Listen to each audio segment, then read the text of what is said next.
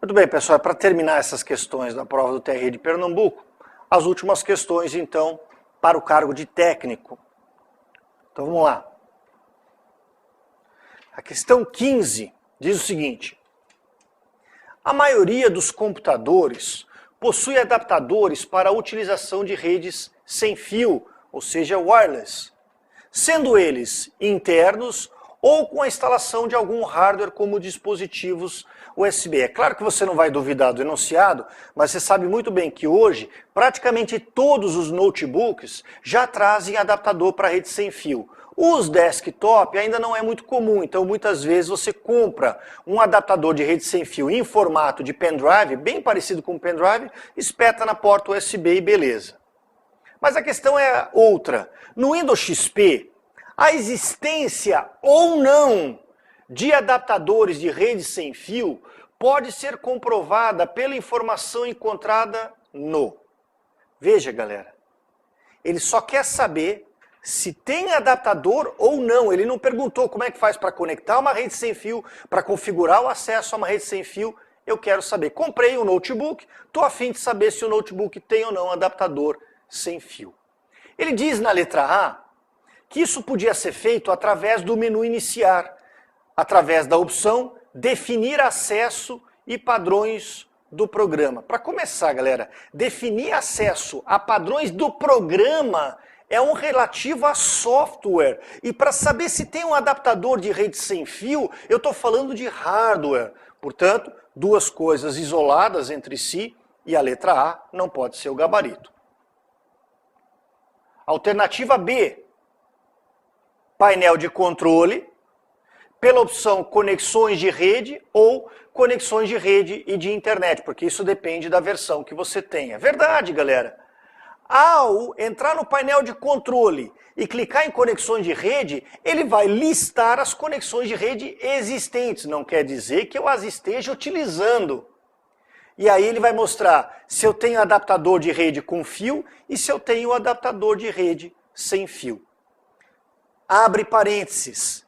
Tem um outro caminho que você pode executar lá no Windows XP também para chegar a esta conclusão. Você pode entrar no painel de controle e clicar no ícone Sistema. O ícone Sistema, lembra, é como é que eu vou dizer? É uma lista, é um índice de tudo que você tem instalado no computador.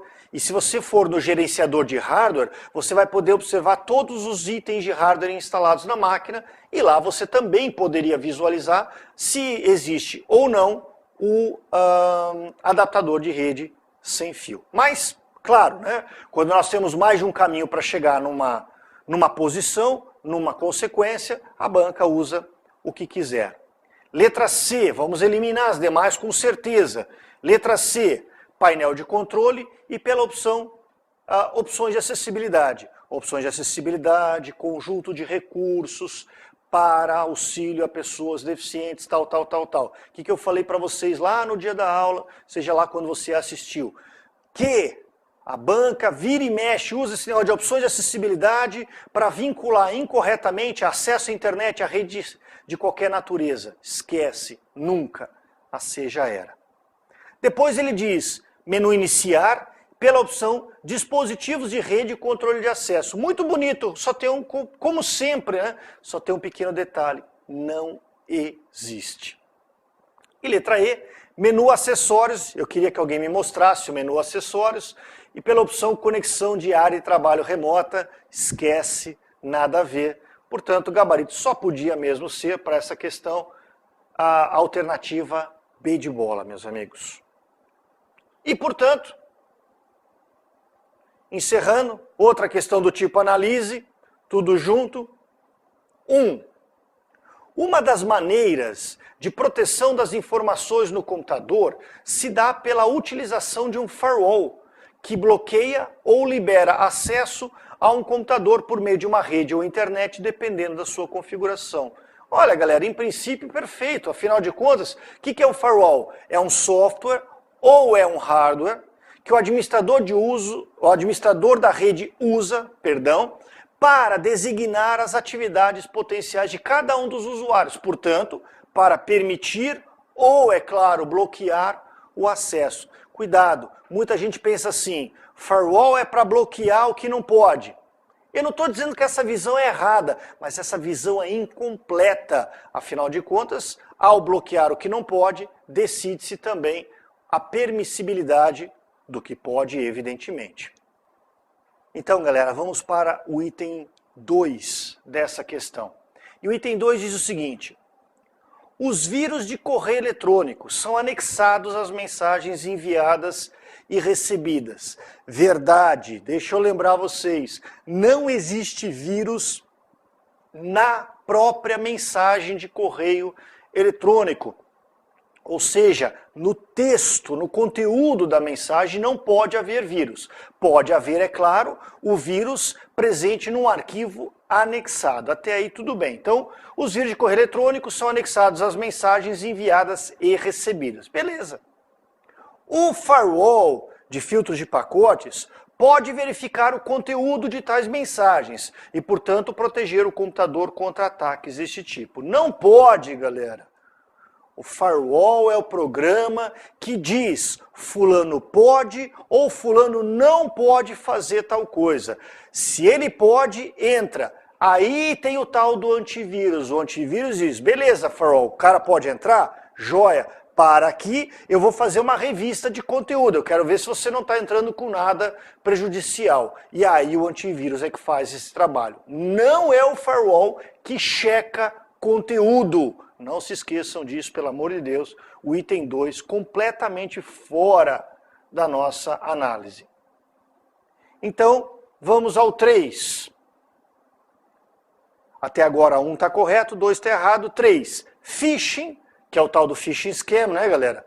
É uma técnica de ataque que induz o usuário a fornecer informações pessoais ou financeiras. Correto, né? Lembra? E-mail que diz, olha, vem aqui ativar sua chave de segurança do banco, você clica, abre site falso e você entrega a senha de graça.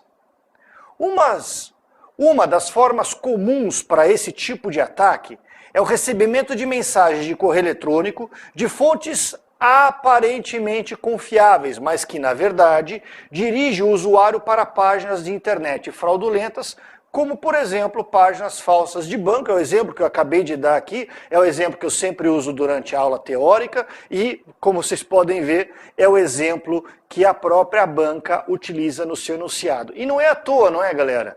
Tudo que tem a ver com grana sempre está numa das prioridades da vida em termos de assegurar a impossibilidade de perdermos ou de alguém tirar o que é nosso. Então, a 3, claro, correta também. Então, estando a primeira correta, estando a terceira correta, é claro, aí o gabarito fica fácil. O gabarito dessa última questão é a alternativa A.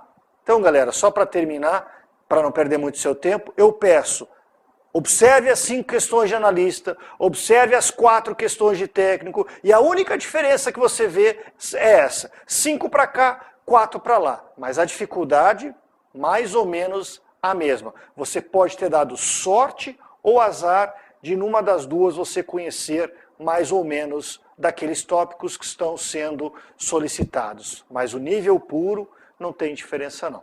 É isso aí, galera. Até mais.